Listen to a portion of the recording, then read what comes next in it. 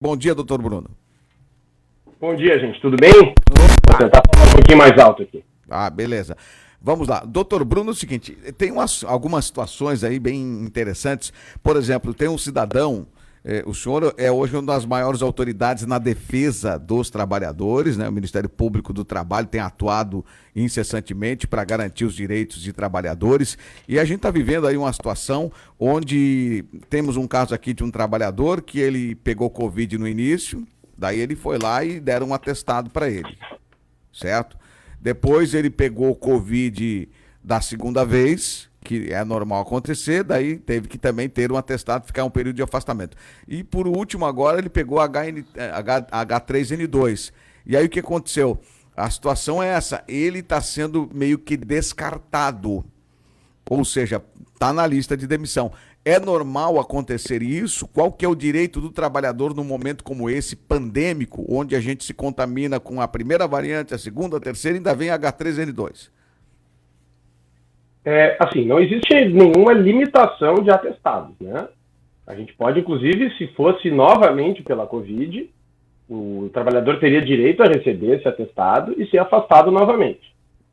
Inclusive, se a doença acometeu o trabalhador no meio ambiente de trabalho, ele tem uma estabilidade, uma garantia de emprego de 1 ano após o retorno. Então, é importante saber onde que houve a contaminação, porque essa garantia é uma garantia bem significativa. Tá, então quer dizer que depende... Mas está falando só da Covid ou da H3N2? Qualquer tipo de doença, enfermidade que o trabalhador é acometido no ambiente de trabalho é considerado uma doença ocupacional. E aí, em razão disso, garante ao trabalhador essa estabilidade de 1 ano no emprego. Mas como provar isso também, né? Essas situações de doenças endêmicas ou pandêmicas, a comprovação é um pouco mais complicada, né? Porque a gente tem visto, principalmente com a Covid, no caso da influenza não era uma questão tão discutida assim, mas no caso da Covid foi muito debatido. E o próprio STF já reconheceu que a Covid é sim uma doença que pode ser relacionada ao trabalho. Nesses casos desses vírus que são transmissíveis muito facilmente, diferentemente, por exemplo, de uma doença por esforço repetitivo, que é mais comum dentro do ambiente de trabalho, é preciso fazer uma investigação, normalmente até baseado em dados estatísticos, né? Quantas pessoas do setor pegaram, dentro daquele determinado ambiente é comum ter um afastamento acima da média do que da população geral, então vai mais ou menos nessa linha. Assim. Agora, doutor Bruno, me diz uma coisa, está se discutindo muito a questão da vacina, né? A vacinação.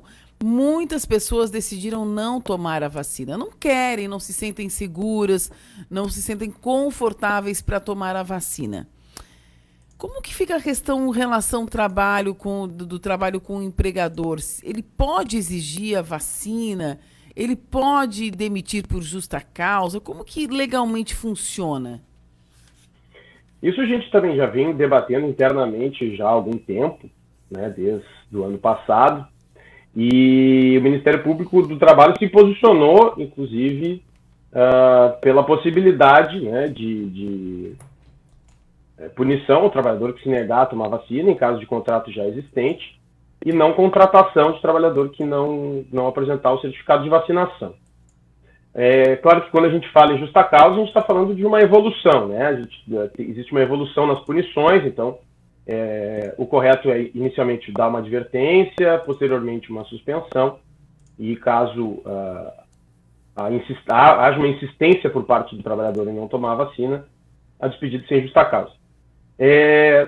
Em novembro do ano passado, o governo até editou uma portaria número 620, que caracterizava como discriminatória a exigência da vacinação, mas isso já foi apreciado pelos STF, que julgou inconstitucional essa medida. Então voltou o entendimento que o MPT já defendia e que a Justiça do Trabalho já vinha também decidido nessa linha. Né, mas não é uma imposição, doutor Bruno? Isso é uma imposição, vai contra o direito do cidadão de decidir sobre a própria vida. É que, na verdade, assim, ó, diferentemente de algumas outras medidas que envolvam uma liberdade individual, a vacinação ela envolve uma questão de saúde coletiva. Então, se a gente pensar, por exemplo, vamos pensar frigorífico.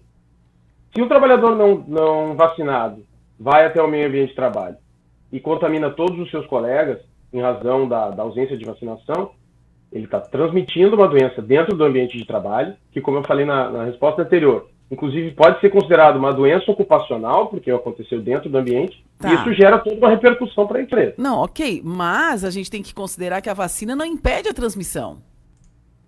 Claro que não impede, mas diminui significativamente. Né? Isso é cientificamente já comprovado. Que Há diminui uma redução significativa da contaminação e dos efeitos, né? dos efeitos, mas da contaminação não, bem pelo contrário. Tanto que está em uma explosão de Ômicron com pessoas vacinadas. Então, meio que, né, a gravidade da doença, sim, ok. Mas a transmissão meio que perdeu o sentido. Na verdade, a da Ômicron não está necessariamente relacionada à questão de vacinação ou não. A vacinação, sim, diminui a transmissibilidade da Ômicron. O que a gente tem é um aumento do número de casos, principalmente em função do aumento dos eventos sociais no final de ano e de uma variante que realmente é mais transmissível. Mas o efeito da vacina em relação à transmissibilidade continua valendo, inclusive, para a Ômicron. E, de novo, mesmo sendo, ainda que se considere só a questão dos efeitos, uma doença que pega no ambiente de trabalho e que eventualmente pode até levar à morte, pode ser de responsabilidade do empregador. O empregador pode ser condenado a pagar uma indenização em caso de morte em decorrência de uma doença acometida no meio ambiente de trabalho. Então, sim, o empregador tem o direito de fazer essa exigência. Tá, agora, é o seguinte, doutor Bruno, no caso de uma empresa selecionando as pessoas para trabalhar, tá? O cara passou lá no teste, passou em todos os testes, tal, chegou na hora de ir para o RH, disse, tem um detalhe, você só vai conseguir a vaga, você só vai ser admitido se tiver o comprovante de vacina. Isso é legal? Sim, é uma exigência considerada legal, a empresa justamente pode por exigir. esse caráter coletivo. A empresa pode exigir, então, para empregar um cidadão que ele tenha o teste de vacina. Ele tenha o comprovante. O comprovante, isso. Teste já é uma outra situação. Certo. Agora, tem um caso aqui de uma pessoa que ela trabalha diretamente com o público. Aí diz o seguinte, olha, o empregador, a pessoa que dá o trabalho, diz o seguinte, olha, você tem que vir e tem que apresentar a cada 48 horas, ou uma vez na semana, um teste. Esse teste é você que vai bancar. Existe isso? Não. Se é uma exigência da empresa a testagem, é a empresa que tem que arcar. Se o trabalhador quer fazer a testagem, ele não pode exigir da empresa, ainda que ele suspeite que tenha sido no ambiente de trabalho. Até porque o SUS oferece essa testagem de forma gratuita.